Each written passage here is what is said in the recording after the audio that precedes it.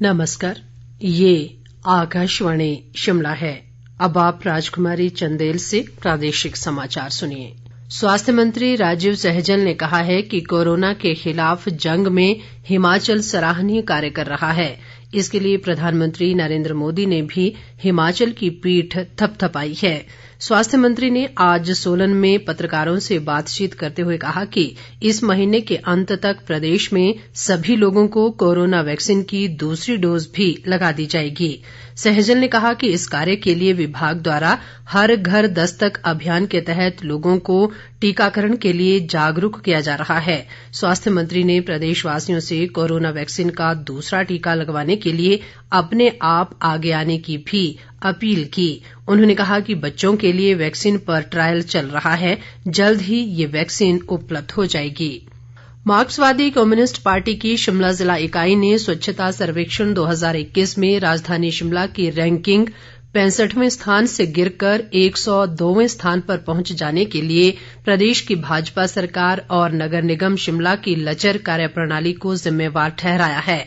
Party की जिला इकाई के सचिव संजय चौहान ने आज एक बयान में कहा कि शिमला स्वच्छता रैंकिंग में 26वें स्थान पर था, लेकिन नगर निगम प्रशासन ने बीते 4.5 सालों में केवल टैक्स बढ़ाने पर जोर दिया। इसी के चलते शिमला शहर स्वच्छता में बहुत पिछड़ गया है।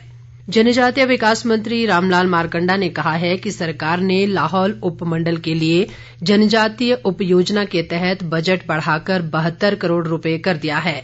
इससे लाहौल उपमंडल में विकास कार्यों को अब और ज्यादा धन तथा गति मिलेगी। मारकंडा आज केलंग में परियोजना सलाहकार समिति की बैठक की अध्यक्षता कर रहे थे। उन्होंने कहा कि अटल टनल रोहतांग के बन जाने से जिले में पर्यटन गतिविधियां बढ़ गई हैं। ऐसे में सर्दियों में लाहौल घाटी में स्कीइंग और अन्य शीतकालीन खेलें आयोजित की जाएंगी। मारकंडा ने सभी विभागों को निर्देश दिए कि वे आवंटित धनराशि को तय समय में विकास कार्यों पर खर्च करें और कार्यों में गुणवत्ता पर विशेष ध्यान दें। उन्होंने सर्दियों को देखते हुए आवश्यक वस्तुओं, ईंधन, लकड़ी, राशन और दवाइयों के पर्याप्त भंडारण व वितरण के निर्देश भी दिए। कुल्लू जिला प्रशासन ने प्रसिद्ध पर्यटक स्थल रोहतांग पास के लिए सैलानियों और आम लोगों की आवाजाही बंद कर दी है। कुल्लू के उपायुक्त आशुतोष गर्ग ने बताया कि रोहतांग जाने पर अगले 6 महीने तक प्रतिबंध रहेगा। जिला प्रशासन ने यह निर्णय सीमा सड़क संगठन की सिफारिश पर लिया है। ऐसे में अब पर्यटकों और आम लोगों के वाहन केवल कोठी तक ही जा सकेंगे। सेना, पुलिस और आपातकालीन सेवा के वाहनों को रोहतांग जाने की अनुमति होगी। उपायुक्त ने कहा कि तापमान गिरने और सड़क पर पानी जमने की समस्या शुरू हो जाने के चलते हादसों का अंदेशा बना हुआ है, इसलिए प्रतिबंध लगाया गया है। उन्होंने कहा कि रोहतांग जाने के लिए ऑनलाइन परमिट की व्यवस्था भी बंद कर दी गई है। उपायुक्त ने कहा कि अटल टनल रोहतांग से वाहन लाहौल घाटी पहले की तरह आ जा सकेंगे।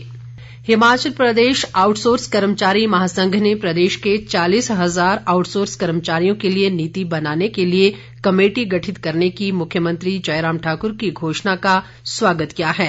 महासंघ के अध्यक्ष शैलेंद्र शर्मा ने आज शिमला में कहा कि आउटसोर्स कर्मचारियों को जयराम ठाकुर से बहुत उम्मीदें हैं, क्योंकि पिछली कांग्रेस सरकार के समय अकेले जयराम ठाकुर ऐसे विधायक थे जिन्होंने विधानसभा में आउटसोर्स कर्मचारियों की मांगे रखी थी। शैलेंद्र शर्मा ने ये भी कहा कि आउटसोर्स कर्मचारी लंबे समय से अपनी मांगे मनवाने के लिए प्रयत्न कर रहे हैं।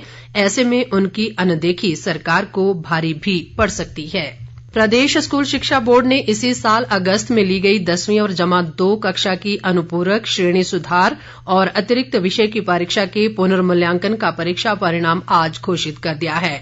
बोर्ड के एक प्रवक्ता ने कहा कि परीक्षा परिणाम बोर्ड की वेबसाइट पर उपलब्ध है। इसके साथ ही ये समाचार बुलेटिन समाप्त हुआ। नमस्कार।